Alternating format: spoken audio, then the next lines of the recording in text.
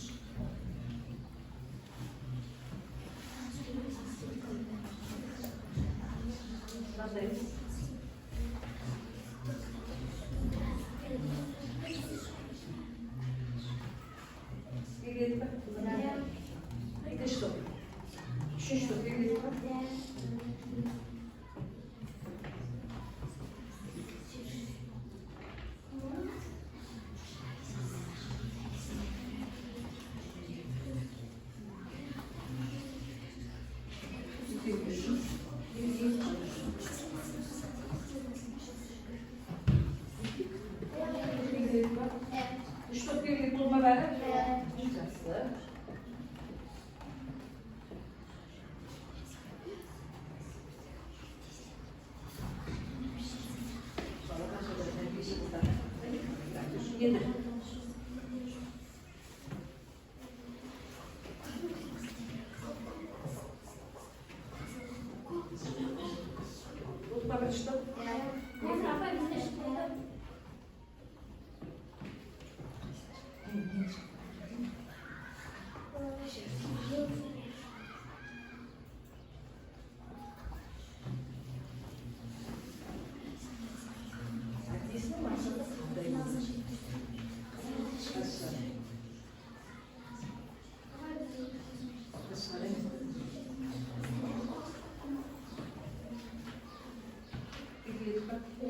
Что?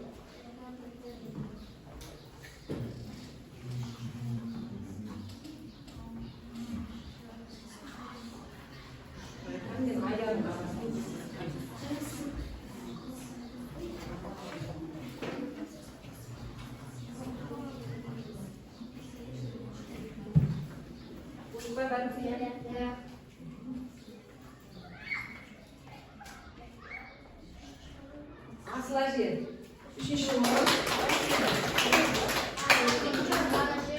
Ağacım. İkinci numara, birinci numara. Ayağımla kızlarına bir koyun hani. Bu yüzden arasında. Tuta koyamaz. Birinci numara. Ayağımla ayağımla koyun. Ben şimdi kırmızı da olur ya. Gördüğünüz gibi bu morunlar birlikte süzüyor. Çok oyuncu açık kalır. Şimdi dışarıda sindirmeyin. Maksat kadar küçük oldu. Bir sabah maksatı koyduğum şarmada çıkardım. Koyduğum yerde belki oldu. Şarkıda ait oldu. O da değil. Koyduğum şarmadan alınan hasiyet sıfatlar artık kaç ayın boyu yazılırken alır.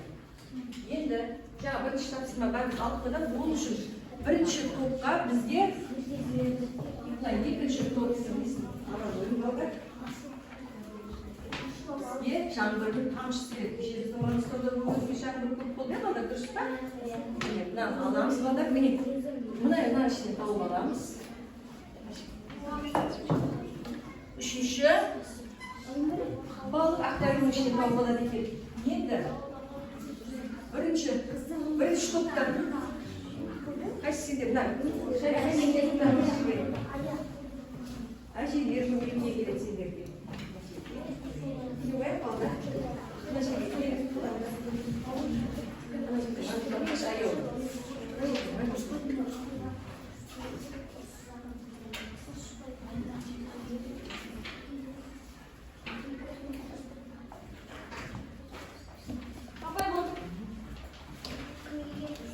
Şimdi ilk söz alıp ver.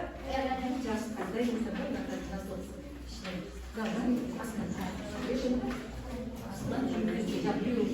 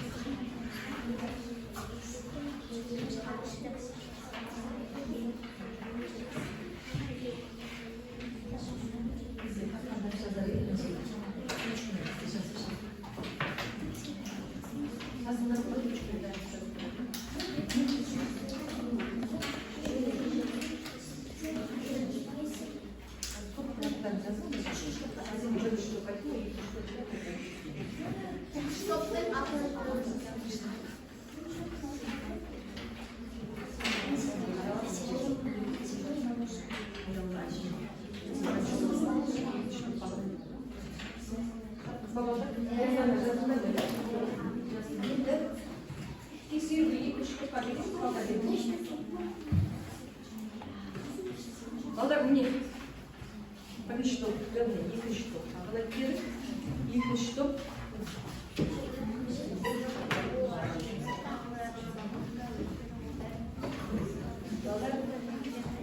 Не алдарыңдар. Дұрыс жауабы тұрмына жерде. Мына критерийге барынамыз болды. Түсінікті ғой? Мына критерийге барынамыз. Бірінші тағыда көп өткен орнына қажетті сөздерді қояды. Берілген үздікіне комитет анықтайды. Үшінші, берілген үздікні жарқа айтады, негізген мәлімдеге оқиды. Түсіндік қой? Енді балдар тексеріп аламыз. Шыдам дұрыс. Орындары ма? Тексереміз. Шыдам дұрыс. Тексеріп аламыз.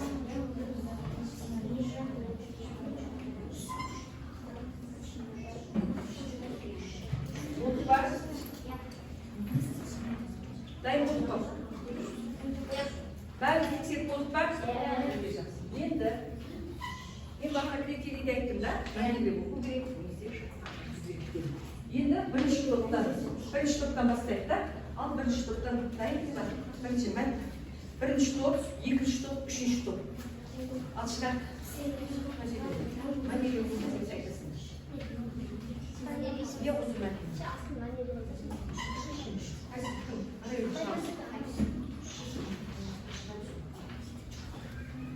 бірінші топты бағалады, бақ отыр. Бірінші топты тыңдаймыз. Сендер айтаса мәнеге оқусыңдар ма? Абай. Тыңдаймыз. Азат, әлгі жолдасының ажары оқуға түсіпті. Конкурстың алдыңғылардың бірі болып кеткен көрінеді. Соның қуанышына осы сенбіге бәрімізді шақырып отыр дейді.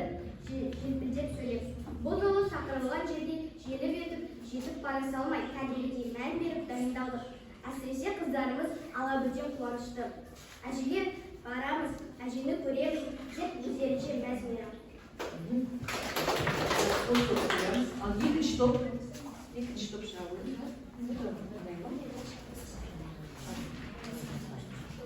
Жоқ, папа, ол әже емес, ол жай ғана бабушка. Өйткені бәрі бабушка дейді ғой. Мен білемін, ол әже емес, сен айтқансың. Өзің сырт нұсқасы мен білетін ауыл әжелеріне онша келіп тұрған жоқ. Иығына көгілдір желбір іліп, басына жаздық гүлді орамал салған егде кісі. Папа, шынында да ол әже емес шығар дегені. Әлденеде көңілі қалған адамдай басыңғы жуас дауыспен айтшы, папа, ол шын әже емес қой, ә? Отыр.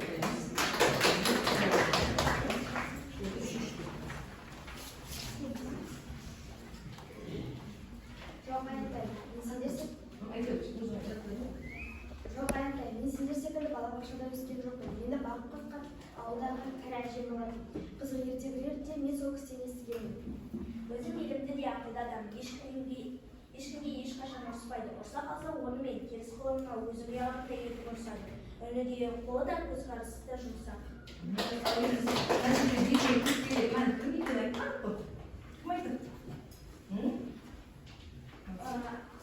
Әкесі Азат. Дұрыс па? Иә. Енді балдар, бірінші топ, екінші топты бағалайды, екінші топ, үшінші топ, төртті. Сонда бағалар дейді, мектебі бойынша.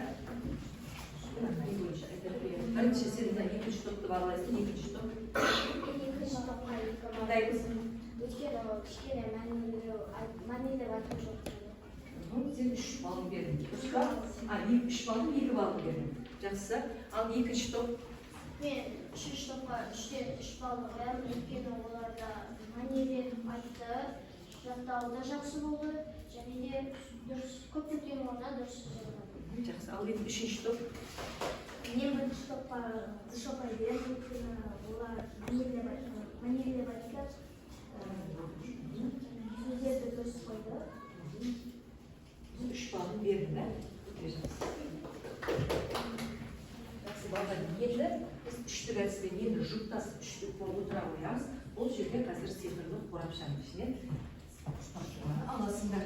Үш топтан бір оқушыда келе ойын. Бір топта 3 оқиды. Иә, үштен. Әшейін екілі. Біреуін алысыңдар. Баларға біреуін алысыңдар.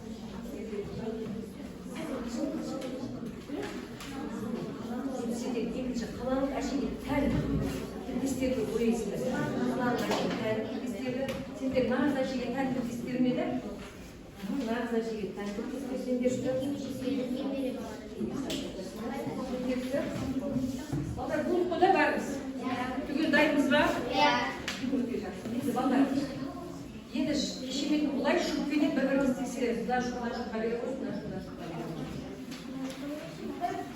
бір-бірімізді жұғымыз тексереміз.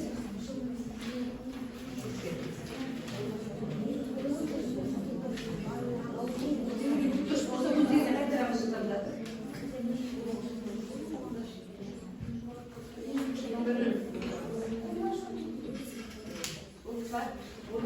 Тексеріп болғаннан кейін өздеріне береміз. Иә, бағалайтын кезде. Иә, оны өздеріне тексеріп. Ал енді, балдарша жұппен тастыма орында. Енді, міне, мына критерий бойынша бағынамыз. Бірінші, бұлар қайсымен түсті? Сөз тіркесінің мағынасын анықтайды. Берілген тұрақты сөз тіркесінің ішінен нағыз әженің портреті суреттеледі. Сендер көрді. Бұлардың бәрі жалпы екі ұпай алу керек. Одан кейін сөз тіркесінің мағынасын анықтайды. Берілген сөз тіркесінің ішінен қалалық әжені суреттей алады. Сендер көрді ме? Одан кейін берілген тұрақты сөз тіркесінің мағынасын анықтайды. келіп алған тұрақ сөз тіркесін әже анықтау керек. Түсіндік қой да балдар? Жаңа енді өздері оқып шыға қойын. Бірінші үштікті. Тыңдаймыз. Мен нұры төгілген, от саусағына өңдер тамған, екі көзі ерімдей толы, әңгімесін жарасасын, ұшағы кел. Дұрыс па балдар? Иә. Қайқалар кезінде дұрыс. Ойлаған ба? Иә, екінші. әжеге тән қасиеттер, жүзіне нұры төгілген, аң жарқылы екі көзі ерімдей толы, от саусағына өңдер тамған, және әңгімесін жарасасын, ұшағы кел.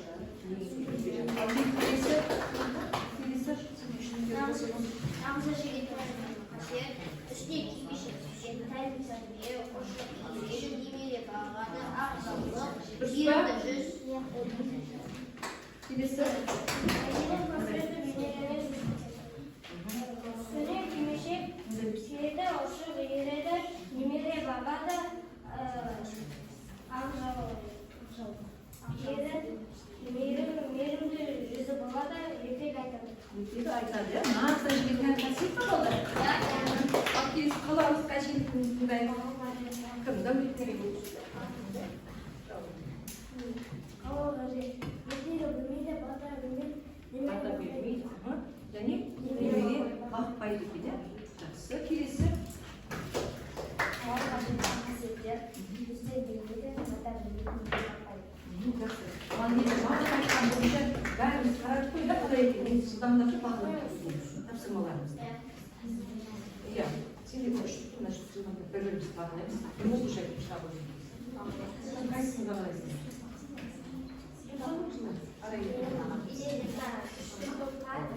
Екі пайдың жарты бағын оқай қояды, өйткені оларға сөз тіркестері дұрыс белгілері, яғни дұрыс айтылмаған. Мен бұл үштікқа екі бал қоямын, өйткені олар деректе тұрақты сөз тіркестерінің мағынасын анықтады, және теріп алған тұрақты сөз тіркестерінен әже белгісін анықтай алды. Жақсы. Келесі. Жылдамдаймыз. Кім? Қайсысын бағалайсың? Екінші ұшыққа екі балдың бұл қоямын, олар өткен сөз тіркесін дұрыстапты, нағыз жәрдені портретін бейнелей алды. Мен бірінші топқа екі пайдың екеуіне беремін. Өйткені олар сөздерді дұрыстапты, әженің қандай екенін Критерий бойынша дұрыс па? Ал келесі. Дәулет келесі. қалалық әжеге тән қасиеттерді қойды, бата білмейді, ол рас, және әже кәмзол кимейді, ол да рас. Мен оларға екі баламын. Жақсы. Мен шоққа екі ұпай беремін, себебі олар қалалық әжеге тән қасиеттерді тапты, және дұрыс айтты. Жақсы. Келесі балдар. Ертең жазу әдісі бұл әңгімеден алған әсерлерді сипаттап, хат, немесе неге жазасыңдар. Түсінікті балдар? Өзіміздің қалағанымыз алып, ең шығарасыңдар ма, немесе тілек айтасыңдар. Бәріміз мына әжеміз бар. Әжеміз жіберіп тұрған. Мақсуда жүріп, әжеге хат жазың, авторға хат жазың. Одан кейін әжеге өлең шығарасыңдар. Тілек айтасыңдар. Әжеміз бар, бұл үйде сол әжемізге тілек жазамыз. Тәпкерімізді шақ, бүгін күн нешесі балдар? Мамырда 13 жазамыз, тәпкерді ашамыз.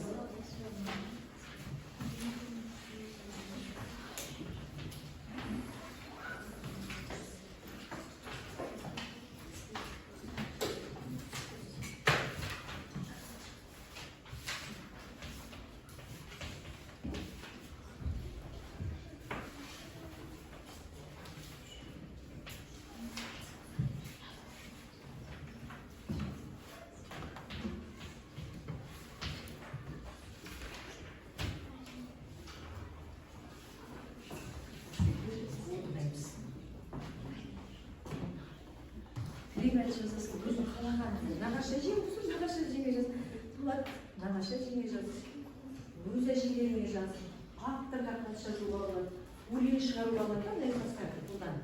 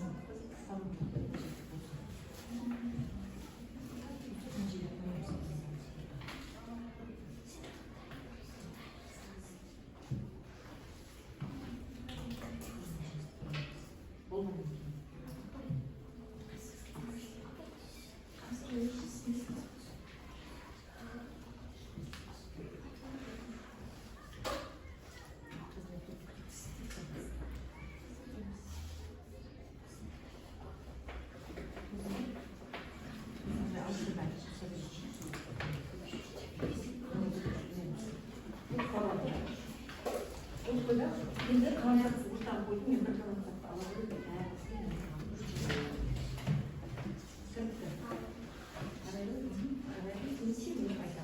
тыңдаймыз қыздар Мен әжеме хат жаздым.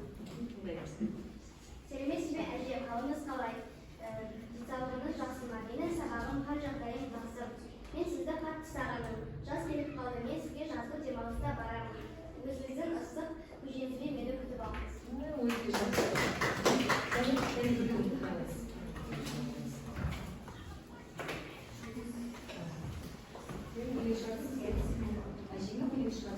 Әже менің киелім, басымды сізге иемін.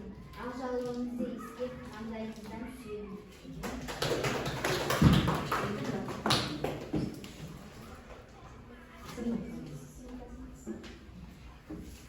Әже менің киелім, сізге басымды иемін, камбоныңыздан иіскеп, бетіңізден сүйемін.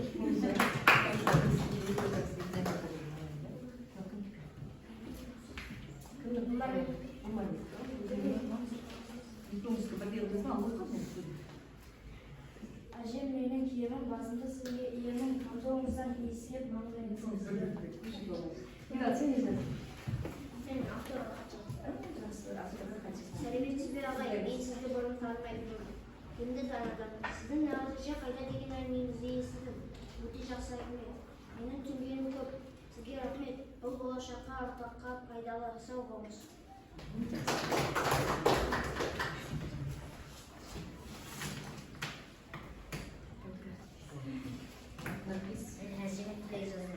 Мен әжемді қатты жақсы көремін. Әжеме денсаулық тілеймін, жақсы өмір тілеймін, байлық тілеймін. Өтіп кеткен ораза қабыл болсын.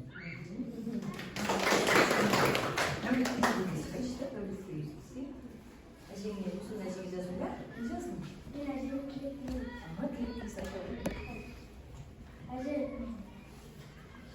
аман болыңыз, сау жүріңіз, ешқашан ауырмаңыз. Және мен уақытын өмір сүруіңіз, бізге жүріңіз.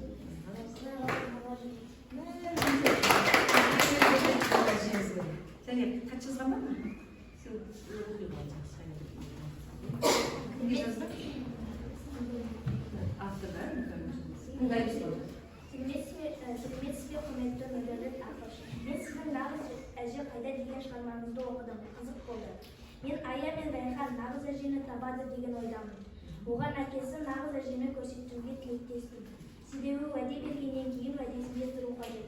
Сау болыңыз. Неге мақсатқа және бар ма басқа? Қосатындар. Өлең шығарыңдар ма? Болды ма? Жақсы.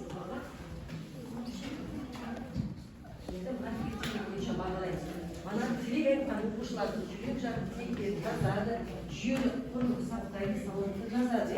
Шығармадан алған әсерлі сөйлемдер арқылы жеткізеді, ойын жүйелі келе хат жазады, өз ойын, өз қарасын білдіреді. Мына бойынша бағалаймыз. Берілген ұйқасты қолданып алды, оның жүйелі келе өлең жазады, сауатты жазады. Манаға айтылған бағаларды бір-бірімізді бағалап шығамыз.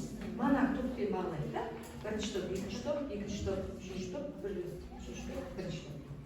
Ал мана кім оқыды білеміз ғой? Ал бағамызды береміз ба? Мана мына жерде кім оқыды? Мансұр, Омар кім оқыды? Ералы оқыды. Қане орнымызда кім бағалайды? Арайын бағалайды. Мен Мансұр мен Омарбекке 2 балл беремін. Өйткені олардың өлеңдері бір-біріне ұқсас болды. Ал Ералыға болса 3 балл беремін. Ол өз ойын жүйелі жеткізді. Өте сендер шешті. Мен Нұрпейіске 3 балл беремін. Өйткені әжесінен қандай тілегенін барлығын Жақсы. Ал Дәулеткерей бар ма? Дәулеткерей кім бағалайды? Дәулеткерей мен де оған 3 балл беремін. Ойын жақсы жеткізді, әжесіне хат жазды, сауатты жазды. Өлең жазды. Тілек айтты, әжесі тілек айтты. Және бар еді, хат жазған жерде кім айтсыдағы кім бағалап береді? Қайсысын бағалайсыңдар? Бағалайсың ба? Мен де әжедағы 3 балл қоямын. Ол нағыз ойын жеткізді. Ол автор. Ерекше болды. Ерекше болды, өте жақсы. Ал келесі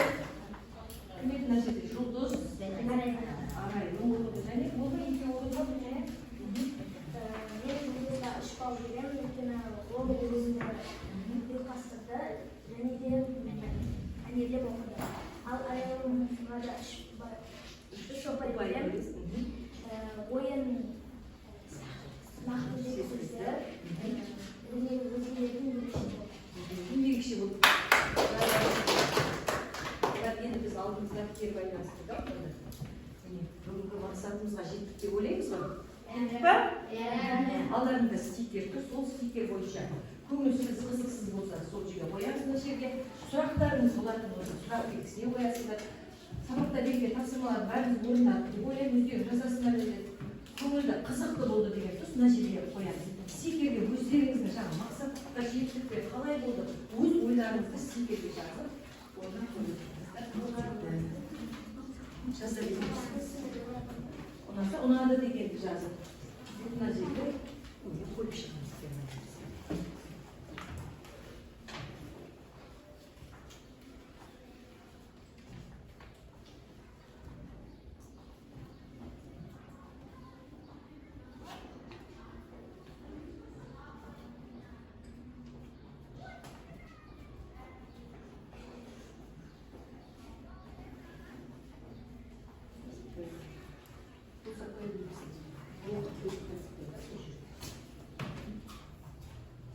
Маған сабақ өте қатты ұнады. Өйткені мен нағыз әженің қандай екенін білдім және достарыммен бірге қызықты сұрақтар шештім.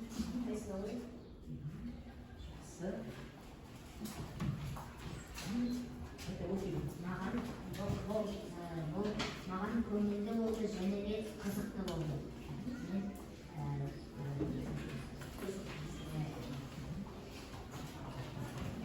Маған бүгінгі сабақ қатты ұнады. Тақырыптар толықтай түсінікті және қызықты болды. Ал тапсырмалар өте ерекше болды мен үшін. Сұрақтар бар да, сұрақты қоюға болады. Маған сабақ ұнады, бәрі керемет. Әсіресе өлең ұнады, және де сөз қою ұнады. Маған бүгінгі сабақ ұнады, өте қызықты әсер. Маған бүгінгі сабақ ұнады, өйткені әсерде өлең және хат жаздым. Маған бүгінгі сабақ ұнады. Мен өзімнің мақсатыма жеттім. Маған бүгінгі сабақ өте ұнады және қызықты болды. Ең қатты ұнағаны біздің ән айтып жүргеніміз. Асылы жинақ соңында. Өзіңіздің нағыз. Қоя жатқаныңызда асылы жинақта көрмейді. Асылы жинақ. Отырып айта беріңіз. Отырып айта беріңіз.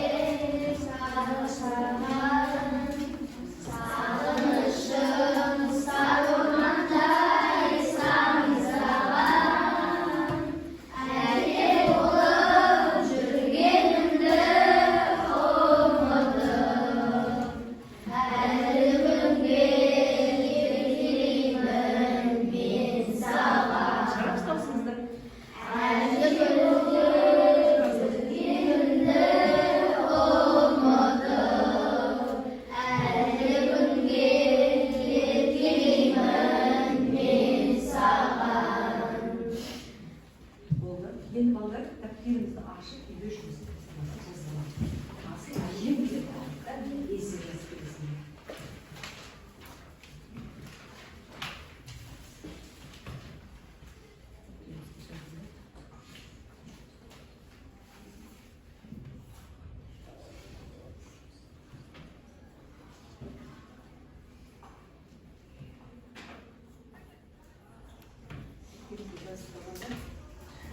Осы жаңа біз бүгінгі тақырып бойынша бауыржан атамыздың 3 қауіптісін есіне түсіріп отыр. Ол қандай 3 қауіп екен?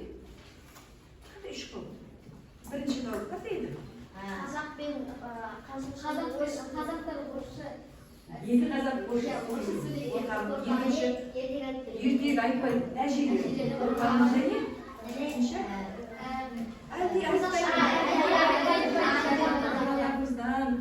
қорқамыздан қазір біздерге көріп отырмыз осындай. Қазір неге тәуелді деп ойлаймыз бала? Телефонға қазір ана интернет шығарып жатқан балаға нені қояды? Оны әлдейді айтпайды. Және әжелер Қазақша мен орысша араластырып. қазақша мен орысшаны аралас сөйлейді. Және әжелеріміз немере ертегі айтып бермейтін болған қалай не істейді?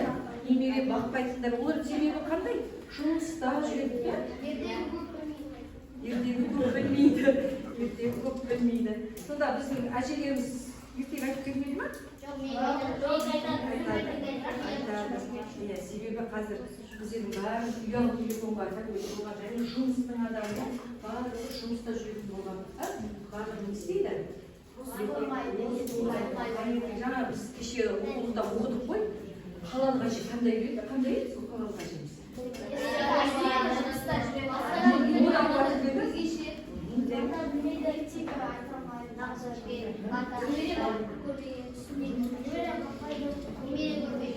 Немере көрмеген ба?